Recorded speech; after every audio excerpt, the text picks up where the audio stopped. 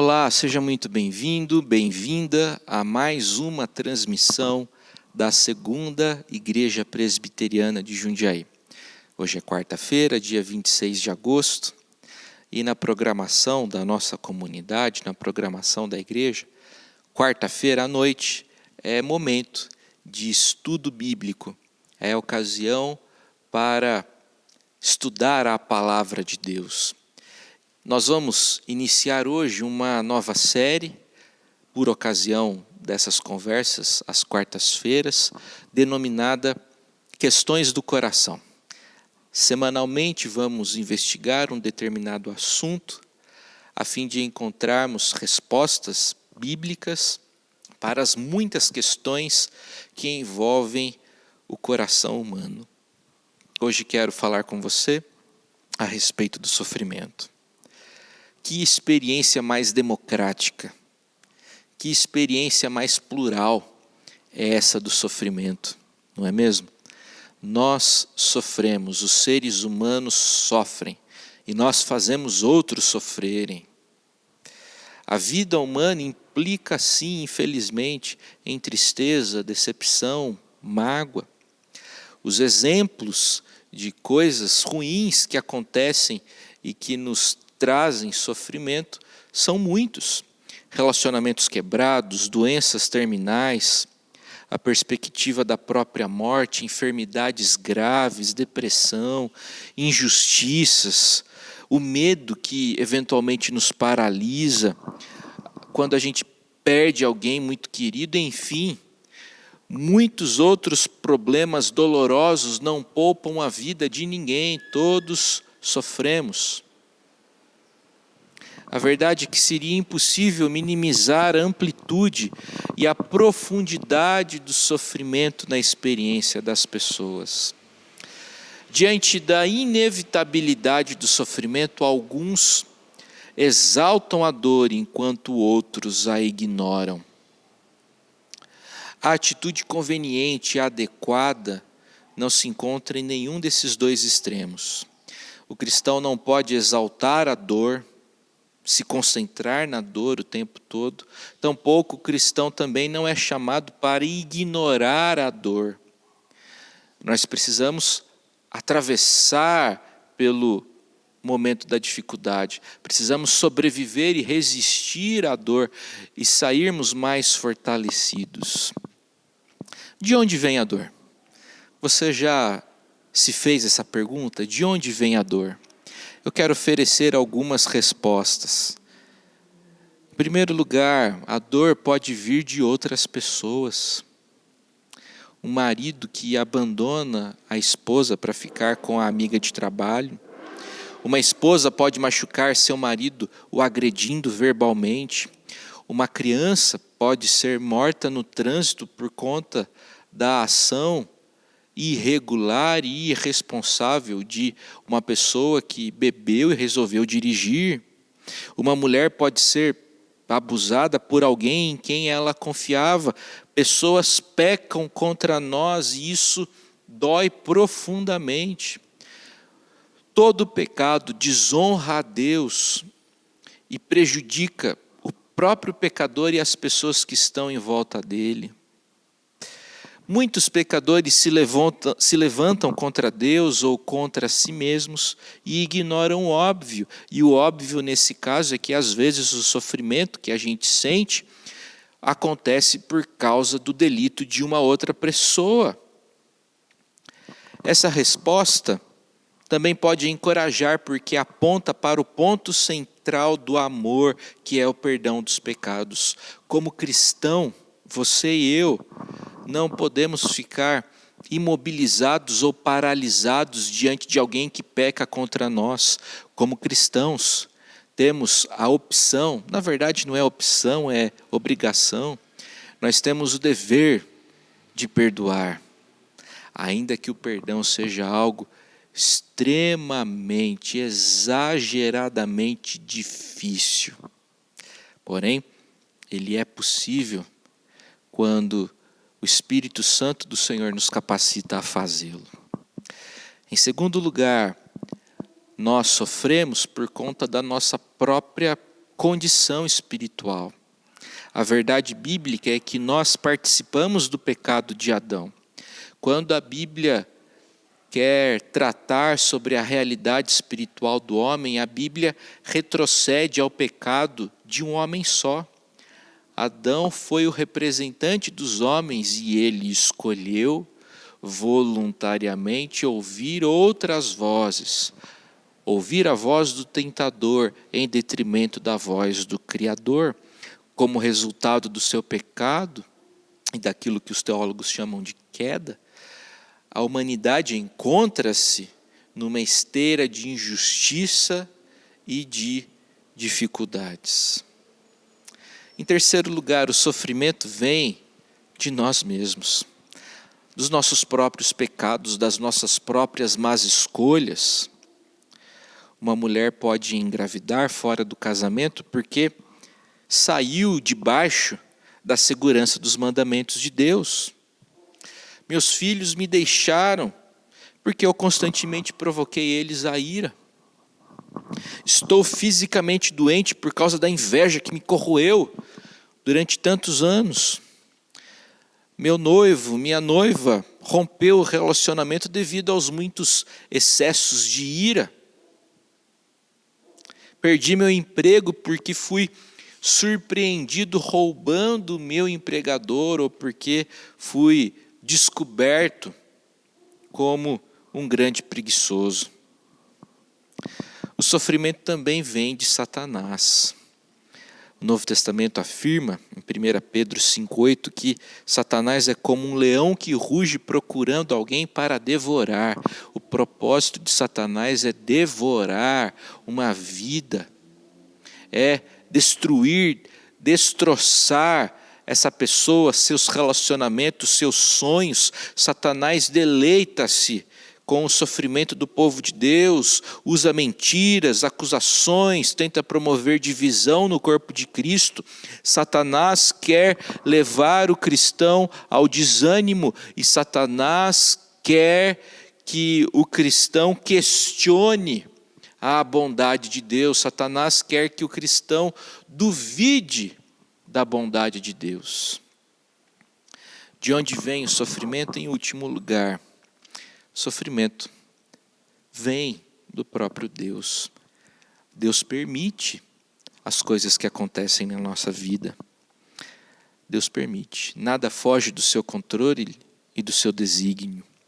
A Bíblia enfatiza que o sofrimento, independentemente da sua causa, é um momento de lágrimas, de lutas, e é tempo adequado para arrependimento, para depositarmos nossa fé em Deus e para segui-lo em obediência.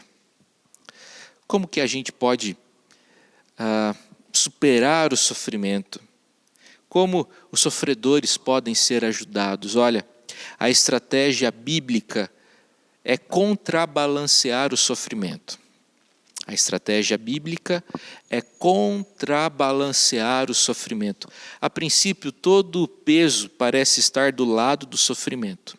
É como se os sofredores fossem incapazes de ver alguma coisa além da sua própria dor, além da sua própria dificuldade. Porém, se formos fixando os nossos olhos em Jesus, gradualmente vamos descobrindo pesos de glória que vão contrabalanceando o nosso sofrimento. Esses pesos de glória incluem os próprios sofrimentos de Jesus Cristo, a alegria de termos nossos pecados perdoados, a própria presença de Deus em nossa vida e a esperança no que diz respeito à eternidade.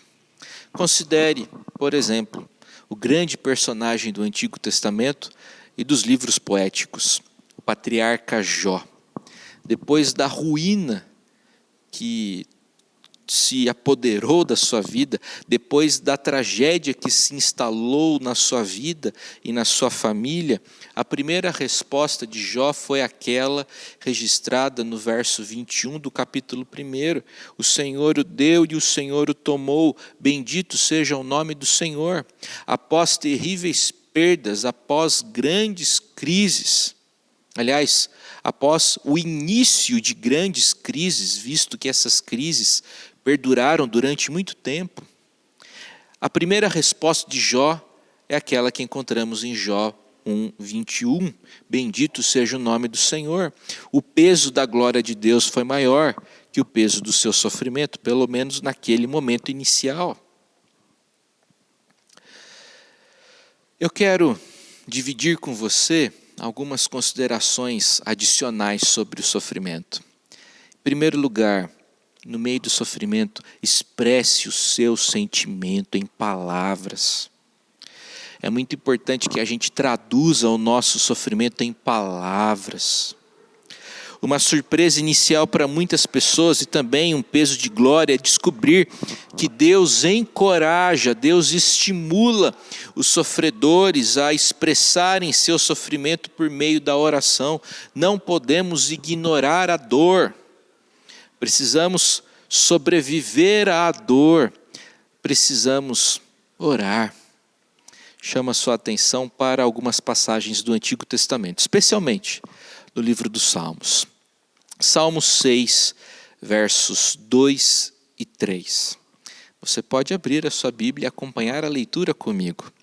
Salmo 6, versos 2 e 3. Nessa passagem, o salmista diz o seguinte: os meus ossos estão abalados, também a minha alma está profundamente perturbada, mas tu, Senhor, até quando? Poucas páginas para frente, Salmo 10, verso 1. Por que, Senhor, te conservas longe e te escondes nas horas de tribulação? Existem queixas más e existem queixas legítimas. As queixas más são aquelas que não acreditam em Deus. A queixa má é aquela que resmunga e que se enfurece contra Deus. As queixas dos salmos não são queixas más, são queixas legítimas, porque nos salmos o salmista dirige a sua queixa a Deus e não contra Deus. Expresse o seu sofrimento em palavras. Segunda consideração. Deus diz: eu estou ao seu lado e eu amo você. Nos momentos difíceis da vida, saiba que o Senhor está do seu lado e Ele está sussurrando no seu ouvido constantemente por meio de inúmeras formas pelas quais a sua graça opera em nossas vidas.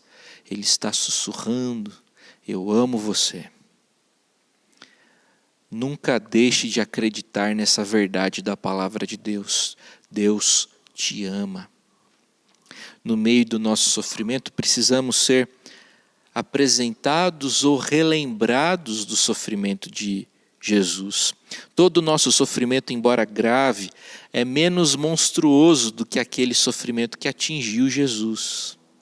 Jesus começa a transformar os sofredores a partir da sua própria experiência de sofrimento. No Antigo Testamento, no livro do profeta Isaías, no capítulo 53, verso 10, lemos o seguinte: todavia ao Senhor agradou moê-lo, fazendo-o sofrer. O Pai resolveu tomar todos os nossos pecados, todas as nossas ofensas, e decidiu usar tudo isso não contra nós, mas contra o seu Filho bendito na cruz. Deus fez isso a fim de nos salvar. Deus fez isso a fim de nos resgatar, a fim de que a sua justiça fosse plenamente satisfeita e assim pudéssemos ser reconciliados com Ele mediante a fé. Em Hebreus capítulo 2, verso 10, lemos outro texto bastante inspirador. Porque convinha que aquele por cuja causa e por quem todas as coisas existem, conduzindo muitos filhos à glória, aperfeiçoasse por meio de sofrimentos o autor da salvação deles. A verdade é que Jesus se compadece de suas ovelhas. Ele é o pastor dos fracos, dos feridos. Jesus nos carrega em seus braços, Jesus promete nunca nos abandonar e Ele nos assegura de que nada nem ninguém pode separar-nos do seu amor. Em terceiro lugar, terceira consideração, Deus diz a propósito para o sofrimento, ainda que você não compreenda muito bem agora. Há um propósito no sofrimento. J. Adams resume sua abordagem bíblica ao sofrimento da seguinte maneira: 3 tópicos. Deus está no sofrimento. Deus está operando algo, Deus está fazendo alguma coisa. E Deus está operando algo para o bem. 3 tópicos. Deus está no sofrimento. Deus não nos abandona. Deus está fazendo alguma coisa. E Deus está fazendo alguma coisa para o nosso próprio bem, visto que o Deus a quem servimos é o Deus do Evangelho da Graça, bem como o Rei acima de toda a criação. Ele tem seus propósitos soberanos no sofrimento, e seus propósitos soberanos são para o bem. Caminhando para o final da nossa reflexão e parafraseando C.S. Lewis, costumamos nos conformar com muito pouco. Costumamos nos conformar com muito pouco, não queremos mais que o alívio imediato do sofrimento, quando Deus quer nos dar muito mais. Geralmente nós nos conformamos com o alívio do sofrimento, alívio imediato, porém muitas vezes Deus quer nos dar mais. Ele quer nos dar coisas que durarão toda a eternidade. Ele quer nos dar uma nova disposição de obediência à sua palavra, santidade que conduzirá à justiça e paz. Deus quer nos dar perseverança, esperança e caráter. Que o Senhor te fortaleça, que o Senhor te dê graça. Saiba que você está sofrendo, outras pessoas sofrem, o sofrimento faz parte da nossa condição. Todavia, Jesus Cristo se envolveu com o nosso mundo, se dispôs a sofrer, se dispôs a morrer na cruz, a viver nesse mundo cheio de violência, de injustiça, de desigualdade, para de dentro para fora ir alterando todas essas realidades. Que o Senhor te fortaleça e te dê graça em nome de Jesus. Eu gostaria de orar nesse momento. Vamos orar? Pai Santo, obrigado pela Tua palavra. Obrigado porque o Senhor se compadece de nós em nossos sofrimentos. Abençoe a minha vida, abençoe a minha família, abençoe essa pessoa que me escuta nesse momento. Ó Deus, que a Tua graça opere grandes coisas em nossas vidas. Livra-nos, ó Deus, da tristeza prolongada. Nos dá contentamento e nos dá a certeza de que o Senhor está operando alguma coisa para o nosso próprio bem. É a nossa oração, é a minha oração nesse momento, no nome poderoso de Jesus. Amém.